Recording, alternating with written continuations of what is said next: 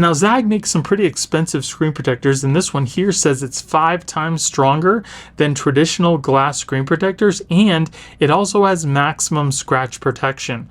Well, we're going to put that to the test because I will be doing a scratch and a drop test to see how durable this screen protector really is. So by the end of this video, you'll know whether or not this screen protector is worth your time and money. So let's get started. So you get one screen protector, a guide, and an installation kit. So the first thing you're going to want to do is to thoroughly clean off your screen with the alcohol wipe, dry it off, and then remove any dust that you might see. Then you want to take your guide with the arrow pointing up towards the camera of the phone. We'll take our phone and place it into the guide just like that. It drops right into place. Then take your screen protector, make sure that this sticker is facing downward and the little camera cutout is facing towards the camera on your phone. Peel off the underside sticker and then place the little holes on the guide and make sure the screen protector does not touch the screen. Once that's done, all you need to do is press your finger in the middle of the screen and the screen should start to adhere to the phone. Once that's done, you want to very carefully lift up on the top protector, making sure that it doesn't take the screen with it. Now you may see some bubbles like I have this one here, and you should just be able to push those out with your finger. If you have any left, I would definitely recommend using a credit card to try to squeegee some of those out. All right, now you can take your phone out.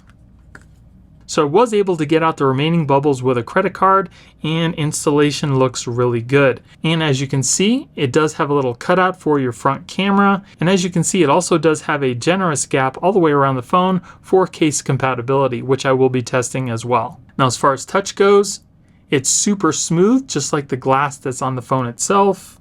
And it doesn't seem to have any issues with touch either. It also looks super clear. The screen protector also does have rounded edges all the way around the screen, so when you run your finger across it, it's nice and smooth. Let's test out our fingerprints. It does seem to do a pretty good job at fingerprint rejection as well. There's only very minimal smudges on here, which you can easily just wipe away. And then here we have a top portion of a Spigen ThinFit case. And as you can see, the screen protector comes all the way up to the edges of the case. I also don't see any lifting, which is nice. So it seems to be pretty precisely cut for this case. Now, even though it is case friendly and it works perfectly with this case, you will have to try it out yourself because every case is different. It also seems to fit perfectly with the outline of the screen as well. So now let's move on to the drop and the scratch test.